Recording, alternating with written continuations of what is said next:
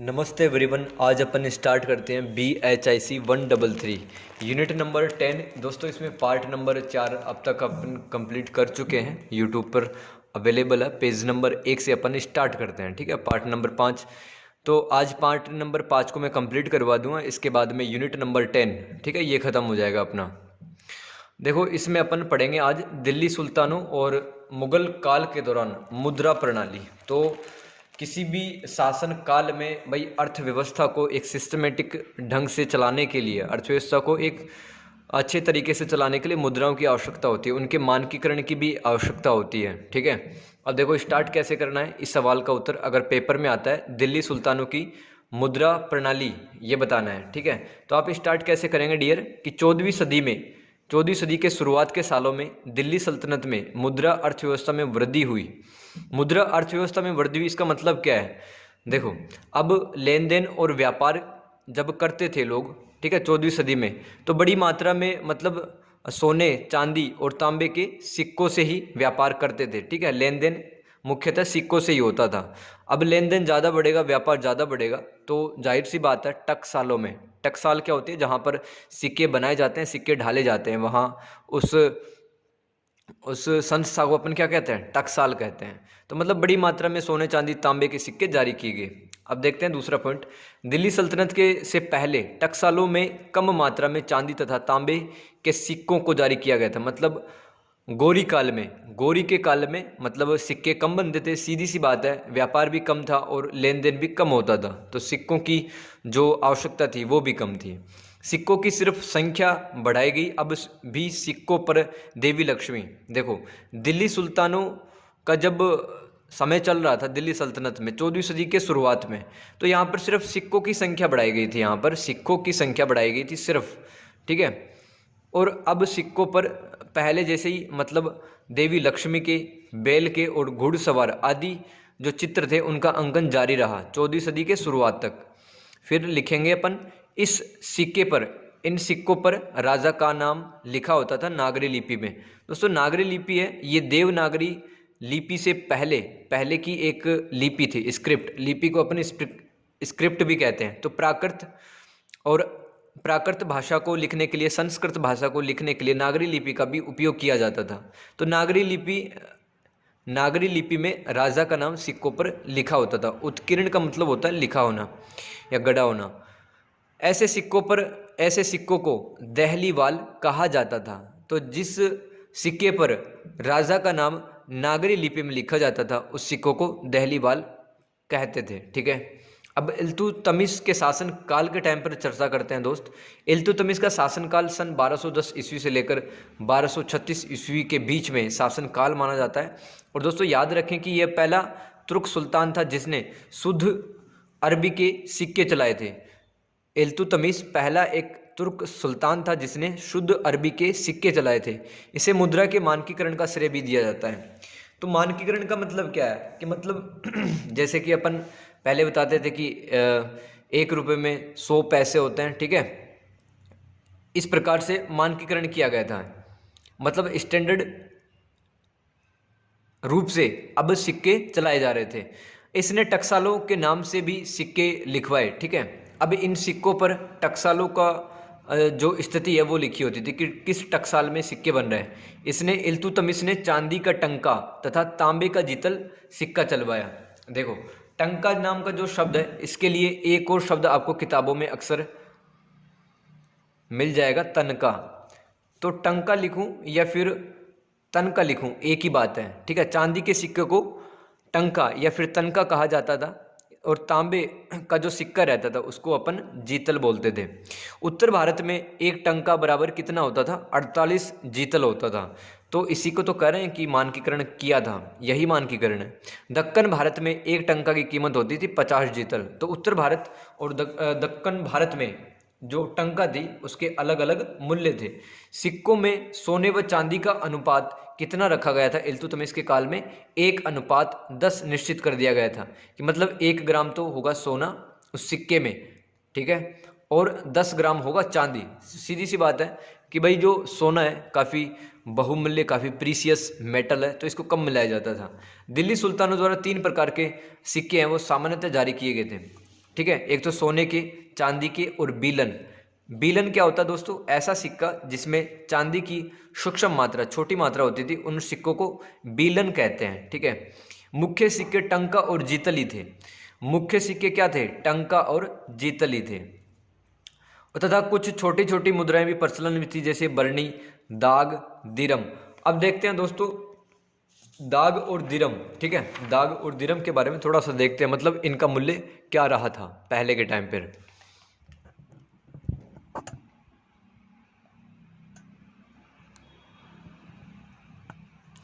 तो एक चांदी का टंका 48 जीतल के बराबर होता था। 48 जीतल कितना होता था? 192 दाग के बराबर। और 192 दाग को जब मिला दिया जाता था तब 490, ठीक है। मतलब 192 दाग 490 दिरहम के बराबर होते थे। तो आपको याद रखना है, दिल्ली सल्तनत में जो मुद्रा व्यवस्था थी वो इस प्रकार से चल रही थी कि एक चांदी का जो टंका था उसकी कीमत 48 जीतल के बराबर थी, ठीक है। जब 48 जीतल को इकट्ठा किया जाता था तब एक चांदी का टंका बनता था। अब देखो, जो 48 जीतल होते थे इनका मूल्य 192 दाग के बराबर होता था, और 192 दाग का मूल्य 490 दिरहम के बराबर होता था। उत्तर भारत व दक्कन भारत के क्षेत्रों को जीतकर दिल्ली सुल्तानों ने उनके खजानों पर कब्जा कर लिया और बड़ी मात्रा में सोने के, चांदी के सिक्के ढाले गए। दिल्ली सुल्तानों ने सरकारी कोष, व्यापारियों के लेन देन हेतु और विदेशी सिक्कों को मुद्रांकित भी किया था, है ना। तो सरकारी खजाने के जो सिक्के हैं, व्यापारी के लेन देन के लिए सिक्के और विदेशी सिक्कों को क्या किया गया? मुद्रांकित किया गया। मुद्रांकित का मतलब भाई उन पे लिखा गया, ठीक है, सुल्तान का नाम लिखा गया, टकसाल किस टकसाल में बन के आ रहे हैं और कब ये सिक्का बनाया गया है ये लिखा जाता था। अलाउद्दीन खिलजी के शासनकाल में, मतलब अलाउद्दीन खिलजी ने 20 साल तक शासन किया है, 1296 से लेकर 1316 ईस्वी के बीच में। तो अलाउद्दीन खिलजी के शासनकाल तक चांदी की मुद्राएं प्रमुख थी। गयासुद्दीन तुगलक, जिसका शासनकाल ध्यान में रखना 5 वर्ष का था, 1320 ईस्वी से लेकर 1325 ईस्वी के शासनकाल से सोने और बेलन की तुलना में चांदी के सिक्कों की संख्या में गिरावट आई। तो चांदी, हो सकता है कि चांदी की उपलब्धता, चांदी की जो अवेलेबिलिटी है वो कम रही होगी, सप्लाई कम होती रहेगी चांदी की, इसलिए इनकी संख्या में भी, चांदी की जो सिक्के थे उनकी संख्या में गिरावट आई। बेलन क्या था?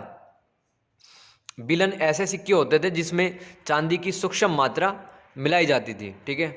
देखो अब नेक्स्ट पॉइंट, मोहम्मद बिन तुगलक, इसका शासनकाल ध्यान में रखना दोस्तों, 1325 ईस्वी से लेकर 1351 ईस्वी के काल में सोने के सिक्के अधिक बनाए गए तथा चांदी के सिक्कों की तुलना में।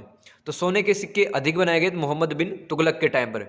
फिरोज शाह तुगलक, जिसका शासनकाल 1351 से लेकर 1388 ईस्वी के बीच में है, ठीक है। इसके समय चांदी के सिक्के तो लुप्त ही हो गए थे, चांदी के सिक्के लुप्त हो गए थे।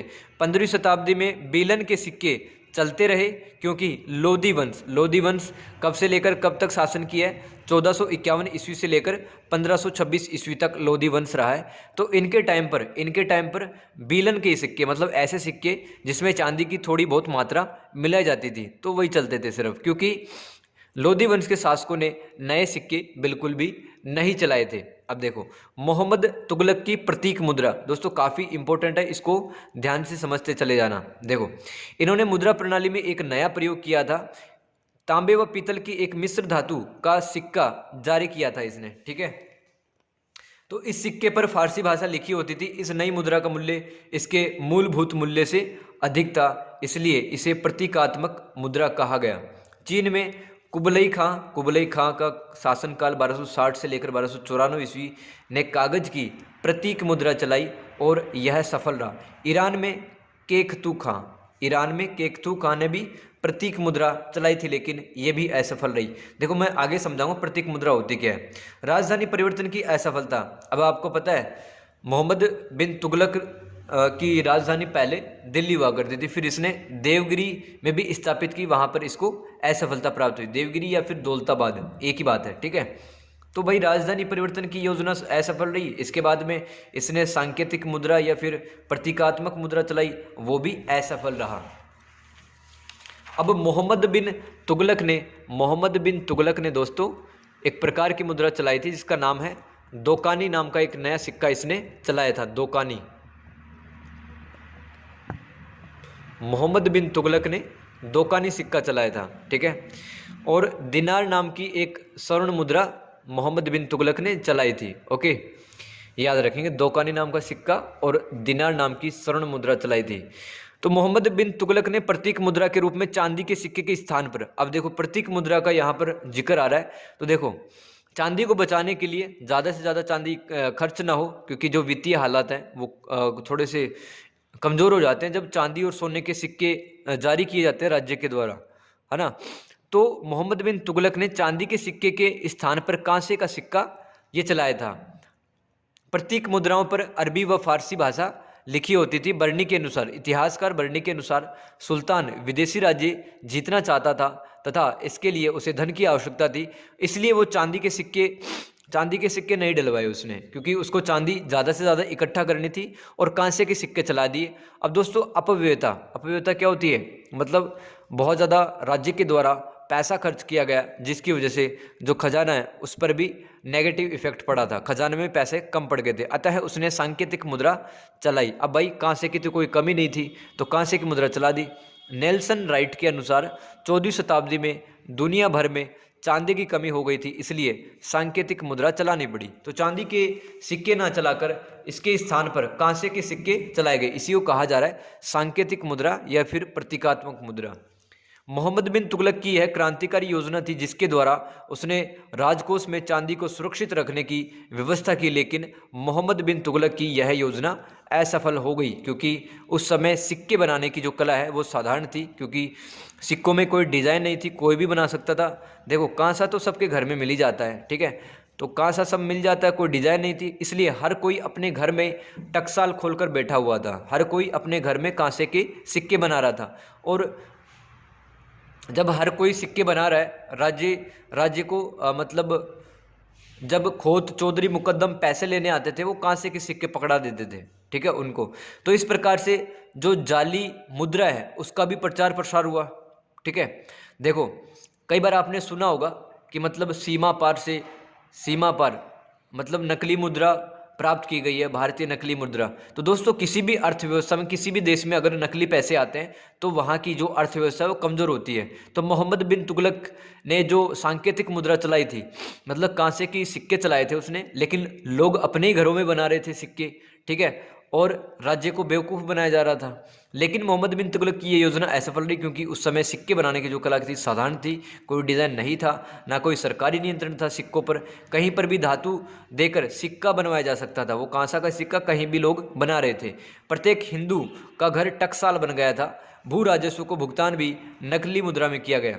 अब जब खोत चौधरी मुकद्दम जब किसानों से भू राजस्व वसूली के लिए आते थे, तब नकली कांसे के सिक्के, ठीक है, वो कांसे के सिक्के जो लोगों ने घरों में ढाल रखे, ठीक है, या फिर किसी को पैसा वगैरह कुछ देकर, कांसा देकर उससे कई सारे सिक्के गांव के लोग बनवा लेते थे। तो जब भू राजस्व लेने आते थे खोत चौधरी और मुकद्दम जैसे राजस्व अधिकारी, तो उनको ये कांसे के सिक्के दे देते थे। विदेशी व्यापारियों ने भारत अपना माल लाना बंद कर दिया, क्योंकि भाई उनको तो अब कांसे के सिक्के प्राप्त होंगे, और वो भी राज्य के नहीं थे। लोग अपने ही घरों में अपने ही बर्तनों को तोड़ फाड़ करके, उनको गला करके भाई खुद ही कांसे के सिक्के बना रहे हैं। तो विदेशी व्यापारियों को नुकसान होगा यहाँ पर, इसलिए विदेशी व्यापारियों ने भारत अपना माल लाना बंद कर दिया, जिससे आयात को भारी क्षति पहुंची। अंत में सुल्तान ने निराश होकर सांकेतिक मुद्रा बंद कर दी। सभी तांबे व कांसे के सिक्कों को असली सोने व चांदी के सिक्कों में बदलने का अब निश्चय कर लिया। इस नई मुद्रा प्रणाली मतलब सांकेतिक रूप से जो जारी की गई मुद्राएं थी, से राज्य की अर्थव्यवस्था को बहुत बड़ा नुकसान पहुंचा, ठीक है। अब पॉइंट आपको समझ में आया होगा, तो अब इस डिस्कशन को आगे बढ़ाते हैं। मुगलों की मुद्रा व्यवस्था, ये तो आपने पढ़ी है, ये तो अब तक आपने क्या पढ़ा है, दिल्ली सुल्तानों के अधीन मुद्रा व्यवस्था के बारे में पढ़ा है आपने, ठीक है। अब अपन पढ़ेंगे मुगलों की मुद्रा व्यवस्था। तो अपना एक सवाल तो कंप्लीट हो गया, अब अपन दूसरे सवाल की तरफ पढ़ते हैं मुगलों की मुद्रा व्यवस्था। मुगलों के शासनकाल में मौद्रिक व्यवस्था पूरी तरह से सुव्यवस्थित थी दोस्तों। इस समय धातु की शुद्धता बनाए रखी गई, मतलब किसी भी प्रकार के सिक्कों में मिलावट नहीं की जाती थी। 3 प्रकार के सिक्के ढाले जाते थे इस समय, सोने के, चांदी के और तांबे के। शेरशाह सूरी का टाइम ध्यान में रखना दोस्तों, 1486 से 1545 ईस्वी ने पहली बार चांदी के सिक्के का मानकीकरण किया। मतलब इसने बताया कि ये चांदी का सिक्का इसके बराबर है, ठीक है, मतलब तुलना की मुद्राओं की। इसे रुपया कहा जाता था। तो ध्यान रखें, मतलब पहला शासक जिसने टंका के स्थान पर रुपया शब्द इस्तेमाल किया था उसका नाम क्या था? शेरशाह ने पहली बार रुपया का शब्द का इस्तेमाल किया था। और इस रुपये का वजन दोस्तों कितना होता था? 178 ग्रेन होता था शेरशाह सूरी के टाइम पर। अब देखो डाउट यहाँ पे आ रहा होगा कि ग्रेन क्या चीज़ होती है। दोस्तों ग्रेन एक वजन को मापने की इकाई होती है, जैसे ग्राम होती है, जैसे मिलीग्राम होती है, जैसे किलोग्राम्स होती है, वैसे ही 1 पाउंड, ध्यान से समझेंगे ग्रेन क्या होता है, ठीक है। 1 पाउंड होता है 0.45 किलोग्राम, ठीक है, और 0.45 किलोग्राम किसके बराबर होता है? 12 आउंस। और 1 पाउंड में कितने होते हैं? 5760 ग्रेन। अब आपको समझ में आ गया, ठीक है, कि मतलब 0.45 किलोग्राम है वो 5760 ग्रेन के बराबर होता है। तो इस तरह से अगर कोई शासक इस प्रकार से बांटता है, ठीक है, मतलब कैलकुलेट करता है, तो इसको कहा जाता है कि उसने सिक्कों का मानकीकरण कर दिया था। सिक्के के कुल वजन के 4% ही अन्य धातु मिलाई जाती थी। तो सिक्के में जो अन्य धातु मिलाई जाती थी, जैसे किसी सिक्के का वजन अगर 100 ग्राम है तो इसमें 4 ग्राम ही सिर्फ दूसरी धातु की मिलावट की जाती थी और 96 ग्राम वो उस धातु की हुआ करती थी। अकबर ने भी सिक्कों का ये वजन यही रखा, मतलब जो रुपया था अकबर के टाइम पर वो 178 ग्रेन के वजन के बराबर था। औरंगजेब के शासनकाल में दोस्तों रुपये का वजन बढ़ाकर 180 ग्रेन कर दिया गया था। व्यापार और राजस्व के लिए मुख्यतः चांदी के सिक्के उपयोग में लिए जाते थे। मुगलों ने सोने की मुद्राएं भी चलाई। मुगलों ने जो सोने की करेंसी या फिर मुद्राएं चलाई उनको क्या कहा जाता था? अशरफी या फिर मोहर। मुगलों ने सोने की मुद्राएं भी चलाई जिन्हें अशरफी या मोहर कहा जाता था। इनका वजन दोस्तों 169 ग्रेन के बराबर होता था। अब इसका प्रयोग, सोने की मुद्राओं का प्रयोग दोस्तों वाणिज्यिक गतिविधि में नहीं होता था, व्यापार में नहीं होता था, क्योंकि सोना पहले से कम है, एक दुर्लभ धातु है, काफ़ी कीमती धातु है, ठीक है, प्रीसियस मेटल है। तो भाई इसका सोने की जो मुद्रा का उपयोग कहाँ किया जाता था? किसी को अगर कोई गिफ्ट देना है, ठीक है, उपहार के रूप में किया जाता था। और बाकी राज्य के संचित निधि में रखी रहती थी ये सोने की मुद्राएं। मतलब जब भी राज्य में आपातकाल आएगा या फिर कोई ऐसा संकट आता है तो राज्य उस सोना की मुद्रा का उपयोग किया करता था। तो सोने की मुद्राओं को सिर्फ संचित निधि के रूप में रखा जाता था। तांबे का सिक्का छोटे लेन देनों में प्रयोग होता था, जिसका वजन दोस्तों 327 ग्रेन के बराबर होता था। औरंगजेब के शासनकाल में तांबे की आपूर्ति कम होने के कारण तांबे के सिक्के का वजन 1/3 घटा दिया गया था, ठीक है। तो सपोज करो कि औरंगजेब के शासनकाल के दौरान सपोज करो अगर कोई तांबे का सिक्का पहले 100 ग्राम का था तो अब 66 ग्राम ही उसका वजन रखा गया, क्योंकि तांबा की जो सप्लाई है वो कम हो गई थी, तांबे की सप्लाई कम हो गई थी, ओके। और इसका वजन कितना होता था? 323 ग्रेन के आसपास तांबे का सिक्के का वजन होता था औरंगजेब के शासनकाल के दौरान। दोस्तों मुगलों के टाइम पर तटीय इलाकों में छोटे मोटे खरीद फरोख्त हेतु कौड़ियों का प्रयोग भी किया जाता था। किसका प्रयोग? कौड़ियों का प्रयोग। कौड़ी भी एक प्रकार की मुद्रा है, छोटी मुद्रा है दोस्तों। तटीय इलाकों में, कोस्टल एरियाज में, समुद्र के जो बीच रहते हैं वहां पर ये प्रयोग में ली जाए। अब देखो ये मुद्रा कहाँ से आती थी? ये मुद्रा आती थी दोस्तों मालदीव से कौड़ी लाई जाती थी। तो अगर कोई पूछे कि भाई कौड़ी का मूल्य कितना था, ठीक है, तो 2500 कौड़ी किसके बराबर होती थी? 1 रुपये के बराबर। अब समझ सकते हो कौड़ी की औकात कितनी थी, ठीक है, कौड़ी की औकात कुछ नहीं थी। गुजरात में महमूदी नाम का एक चांदी का सिक्का चलता था। चांदी का सिक्के को क्या कहा जाता था गुजरात में? महमूदी। तो गुजरात में मुगल काल की स्थापना के बाद भी इसका ढलाई का काम चलता रहा। तो आई होप यहाँ तक समझ में आएगा। इस चर्चा को आगे बढ़ाते हैं दोस्तों, पेज नंबर 5 पे चलते हैं। अब देखो यहाँ पर थोड़ा बहुत विजयनगर साम्राज्य के बारे में भी चर्चा कर लेते हैं, विजयनगर साम्राज्य के बारे में, ठीक है। देखो, विजयनगर साम्राज्य है में जो सोने का सिक्का चलता था, उस सोने के सिक्कों को क्या कहा जाता था? हूण, हूण या फिर पगोड़ा। विजयनगर साम्राज्य में सोने के सिक्के को हूण या फिर पगोड़ा कहा जाता था। इसके विघटन के बाद में, तो जब बहमनी साम्राज्य ने विजयनगर को हरा दिया था और हम्पी राजधानी को तहस नहस किया गया था, इससे विजयनगर साम्राज्य का विघटन हो गया था। इसके विघटन के बाद में जो बहमनी साम्राज्य के जो 5 राज्य थे, जिनमें से 2 राज्य प्रमुख थे, जिनका नाम था बीजापुर और गोलकुंडा, राज्यों में इसका प्रयोग होता रहा। किसका प्रयोग? हूण का या फिर पगोड़े का, ठीक है, पगोड़ा का। तो सोने का सिक्का था और ये बीजापुर और गोलकुंडा में अब भी चल रहा था, विजयनगर साम्राज्य के विघटन के बाद में भी।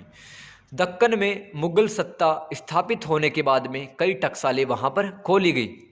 सिक्कों का विनिमय मूल्य। अब विनिमय मूल्य किसको कहा जाता है दोस्तों? जैसे मैं कहता हूं कि जो 1 रुपया है वो 100 पैसों के बराबर है, ठीक है, इसको कहा जाता है एक्सचेंज मूल्य, एक्सचेंज प्राइस। सोने कोमा चांदी कोमा तांबे के सिक्कों का विनिमय मूल्य, यानी आप कह सकते हो सापेक्ष मूल्य, सापेक्ष मूल्य को ही कहा जाता है विनिमय मूल्य। बाजार में इन धातुओं की उपलब्धता के आधार पर बदलता रहता था। सपोज करो कि चांदी की सप्लाई कम हो गई या चांदी बहुत ज़्यादा महंगी हो गई, तो एक जो सोने का सिक्का है उसका मूल्य कितना होता था? उसका मूल्य दोस्तों, एक सोने के सिक्का का मूल्य होता था 10 से लेकर 14 रुपये तक, एक सोने का सिक्का मूल्य, ठीक है। अगर सोचो चांदी के सिक्के की सप्लाई हो गई कम, चांदी का सिक्का का दाम महंगा हो गया, तो एक सोने का सिक्का 10 के या 11 के बराबर होता था, 10 या 11 रुपये के बराबर। और चांदी की सप्लाई बढ़िया हो रही है आगे से, तो एक सोने का सिक्के का मूल्य कितना हो जाएगा? 14 के आसपास, ठीक है।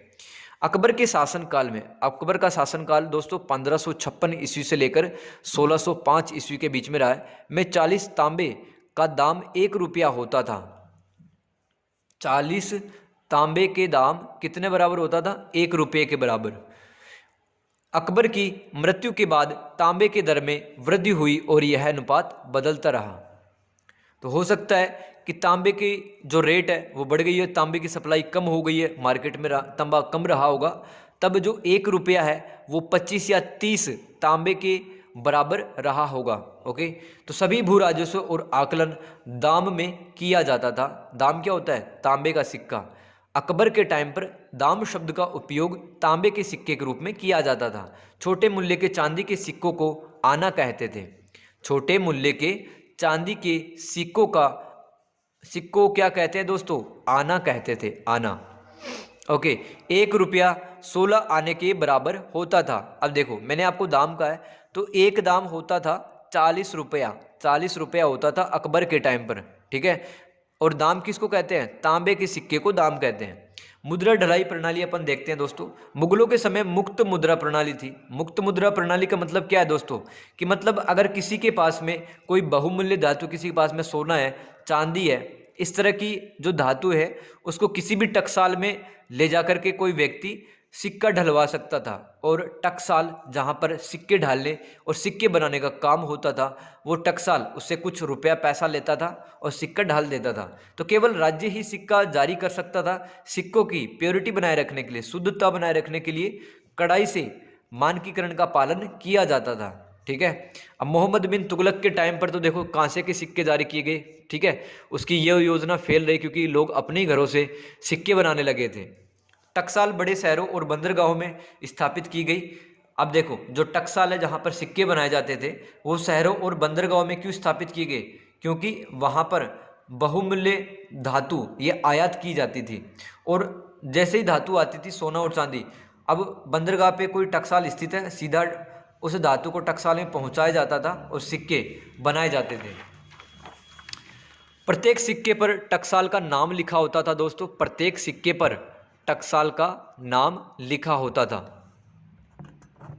प्रत्येक सिक्के पर टकसाल का नाम लिखा होता था, और राजा का नाम तथा ढलाई वर्ष, किस साल में वह सिक्का बन रहा है, वो साल भी लिखा होता है। तो जैसे आज भी अपन देखते हैं सिक्कों पर लिखा होता है। शुद्ध चांदी के वर्गाकार सिक्कों को रुपया कहा जाता था। ठीक है। इनका आकार मुगल काल में चांदी के सिक्कों का आकार कैसा होता था, चौकोर टाइप से, यानी कि वर्गाकार सिक्के होते थे। और इस चांदी के एक सिक्के का वजन 175 ग्राम, ग्राम नहीं सॉरी ग्रेन है यहाँ पर, ठीक है, 175 ग्रेन के आसपास होता था मुगल काल में एक चांदी के सिक्के का वजन। देखो, चालू वर्ष में ढाले गए सिक्कों को ताजा सिक्के कहा जाता है तथा किसी सम्राट के शासन काल में जारी तथा प्रचलित सिक्कों को चलनी कहा जाता है। तो सपोज करो अकबर ने कोई सिक्का चलाया और वह जहांगीर के टाइम पर भी चल रहा है और शाहजहां के टाइम पर भी चल रहा है, तो ऐसे सिक्कों को क्या कहा जाता है, चलनी। ओके, अगर अकबर ने अपने ही शासनकाल के दौरान अगर कोई सिक्का चलाया है तो उसको कहा जाता है ताजा सिक्का। अब देखो, पिछले शासन काल में ढाले गए सिक्कों को खजाना कहते थे, खजाना। नाम ध्यान में रखना, ताजा सिक्का किसको कहा जाता था, चलनी किसको कहा जाता, चलनी मतलब किसी के सिक्के अभी भी चल रहे हैं, तो उस सिक्कों को चलनी कहते थे। तो पिछले शासन काल में ढाले गए सिक्कों को खजाना भी कहते थे। ताजा सिक्के के अलावा सभी सिक्कों को उनके वास्तविक मूल्य से कम में आंका जाता था। तो सपोज करो अकबर के टाइम पर कोई सिक्का बनाया गया, जहांगीर और शाहजहां के टाइम पर उसका मूल्य कम हो जाता था। तो ताज़ा सिक्कों का जो मूल्य है वो सबसे ज़्यादा होता था। यहाँ पर जारी किए गए वर्ष के बाद के कुछ सालों के सिक्के के मूल्य से कुछ निश्चित राशि काट ली जाती थी। तो मतलब कोई राजा है जिसने सिक्के चलाए, अकबर ने सिक्के चलाए, मगर जहांगीर, औरंगजेब और शाहजहां के टाइम पर चल रहे तो उसका मूल्य काट लिया जाता था। ठीक है, अकबर के टाइम पर तो वह सिक्का ताज़ा सिक्का कहलाता था, उसका मूल्य उतना ही रहता था, लेकिन जैसे जैसे समय बढ़ता चला जाता है उस सिक्के के मूल्य में कटौती कर ली जाती है। कोई सिक्का एक वर्ष से अधिक प्रचलन में रहा है तो 3% की कटौती उसके मूल्य में की जाएगी। अगर कोई सिक्का 2 साल से ज़्यादा प्रचलन में रहा है तो उसके मूल्य में 5% की कटौती की जाती थी। समय के साथ साथ वजन कम होने पर सिक्के के मूल्य में भी कटौती की जाती थी। अबुल फजल के अनुसार दोस्तों, अगर वजन एक रत्ती, दोस्तों एक रत्ती है, एक रत्ती किसके बराबर होती है, 0.113 ग्राम के पास में होती है। ठीक है, एक रत्ती किसके बराबर होती है, 0.113 ग्राम के बराबर होती है। तो आज भी ये जो सुनार लोग हैं जो ज्वेलरी का काम करते हैं, ये रत्ती का इस्तेमाल करते हैं दोस्तों। ठीक है, अगर वजन, सिक्के का वजन समय के साथ में एक रत्ती से कम होता था तो इसको नज़रअंदाज कर दिया जाता था। लेकिन अगर सिक्के का जो वेट है दोस्तों, एक और दो रत्ती की अगर कमी हो जाती थी तो सिक्के के मूल्य में 2.5% की कटौती की जाती थी।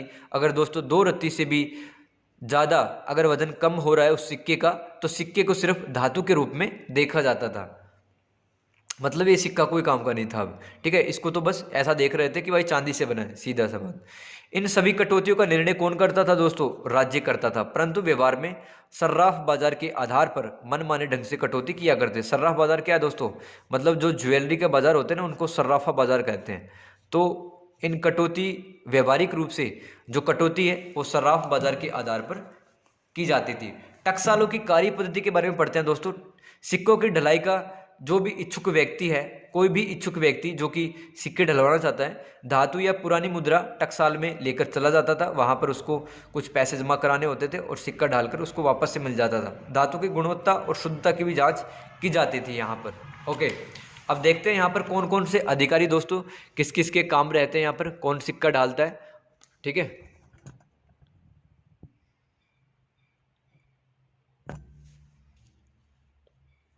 मुद्रा ढालकर व्यक्ति विशेष को सुपुर्द कर दी जाती थी। तो कोई व्यक्ति के घर में अगर सोना रखा हुआ, चांदी रखा हुआ, टकसाल में जाता था और उससे कुछ पैसा वसूल कर लेता था वो टकसाल का अधिकारी, और उसको वापस डालकर दे देता था। तो ढलाई के लिए निश्चित दर पर शुल्क लिया जाता था। ढाली गई बहुमूल्य धातु का लगभग 5.6% का ढलाई शुल्क लिया जाता था। ठीक है, तो भाई कितना पैसा लिया जाता था उस व्यक्ति से, 5.6% पैसा उससे लिया जाता था। इस ढलाई को कई व्यक्ति और दस्तकार मिलकर करते थे। ढलाई को कई व्यक्ति और दस्तकार मिलकर करते थे। देखो यहाँ पर जो टकसाल का मुख्य पदाधिकारी होता था उसका नाम ध्यान में रखना दोस्तों। मुगलों के टाइम पर दारुल जर्ब, ठीक है, इसका काम क्या था? टकसाल का मुख्य अधिकारी होता था। यह टकसाल के सभी कामों का निरीक्षण करता था। कई पदाधिकारी, कारीगर, कार्मिक टकसाल में काम करते थे। सर्राफ की नियुक्ति मूल्यांकनकर्ता के रूप में की जाती थी। सर्राफ का काम क्या होता था दोस्तों? टकसाल में सिक्कों की प्योरिटी या सिक्कों की शुद्धता की जांच करना, सिक्कों का वजन मापना, समय क्या लिखा हुआ है उस सिक्के पर उसकी जांच करना तथा उसका मूल्य निर्धारण करना, ये सर्राफ का काम होता था। अब दोस्तों मुशरिफ एक अधिकारी का नाम होता था। मुशरिफ का काम क्या था? मुशरिफ दोस्तों लेखा जोखा की देखरेख करता था। और यहाँ पर तहवीलदार का नाम भी ध्यान में रखना, मुगलों के टकसाल में काम करता था। ये प्रतिदिन का हिसाब किताब रखता था। सिक्कों तथा बहुमूल्य धातुओं को सुरक्षित रखता था। तो तहवीलदार का काम क्या था? सिक्कों तथा बहुमूल्य धातुओं को सुरक्षित स्थान पर रखता था तहवीलदार। मुहर खान का नाम भी आप ध्यान में रखना, एक पद का नाम है दोस्तों जो टकसाल में काम करता था। यह सिक्कों को ढालता था दोस्तों और खांचे बनाता था सिक्कों के लिए। वजन कस अधिकारी है, वो सिक्कों के वजन को जांचने का काम करता था। जर्राब, ये अधिकारी का नाम ध्यान में रखना। जर्राब का क्या काम था? ये सिक्का निर्माता था। और सिक्काची एक और मुगल टकसाल में काम करने वाले अधिकारी का नाम था। सिक्काची का काम था दोस्तों ठप्पा लगाने वाला कारीगर। ठप्पा लगाने का इसका काम होता था। टकसालों के आकार और उस इलाके की वाणिज्यिक गतिविधियों पर उसकी उत्पादन क्षमता निर्भर करती थी। तो टकसाल में कितने जो सिक्के हैं वो बनाए जाने हैं, ये टकसाल की स्थिति और उस इलाके की जो इकोनॉमिक एक्टिविटीज़ हो रही है, जो इस इलाके में आर्थिक व्यापार हो रहा है, लेन देन हो रहा है, तो उस आधार पर उस टकसाल में सिक्के उतनी ही संख्या में ढाले जाते थे। 17वीं शताब्दी के अंतिम सालों में 30,000 सिक्के एक दिन में ढाले जाते थे। 1591 ईस्वी से लेकर 1639 ईस्वी के बीच प्रचलित सिक्कों की संख्या दोस्तों 3 गुनी हो गई थी। तो ये सारे पॉइंट आपको लिखने हैं मुगलों की मुद्रा व्यवस्था में। अब देखो 1639 ईस्वी के बाद सिक्कों के उत्पादन में गिरावट आई। टकसालों की अवस्थिति मतलब चांदी बनाने वाले कितने टकसाल थे, चांदी के सिक्के बनाने वाले, और कितने टकसालों में तांबे के सिक्के बनते थे और कितने टकसालों में सोने के सिक्के ढाले जाते थे। तो यहाँ पर एक डेटा दिया जा रहा है दोस्तों। 14 टकसालों में चांदी के सिक्के बनाए जाते थे, 42 टकसालों में तांबे के सिक्के और 4 टकसालों में सोने के सिक्के ढाले जाते थे। 17वीं शताब्दी के अंत तक चांदी के सिक्के ढालने वाले टकसालों की संख्या बढ़कर 40 हो गई। तो चांदी के सिक्के बनाने वाले टकसालों की संख्या पहले 40 थी, लेकिन 17वीं शताब्दी के अंत में 40 हो गई।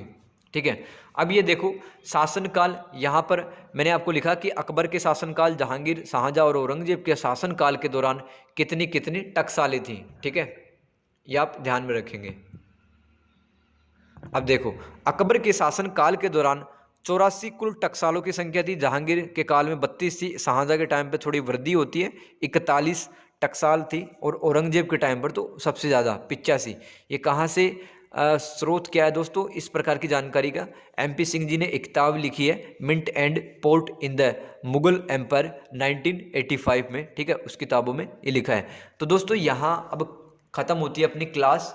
ये एक अच्छा सवाल बन सकता है 20 नंबर का, या फिर पूछा जा सकता है मुगल काल में मुद्रा व्यवस्था या फिर दिल्ली सल्तनत के अधीन मुद्रा व्यवस्था, दोनों ही सवाल काफ़ी इंपॉर्टेंट है दोस्तों। और ये यूनिट नंबर 10 कंप्लीट होता है। आई होप आपको समझ में आया होगा दोस्तों। Thank you so much.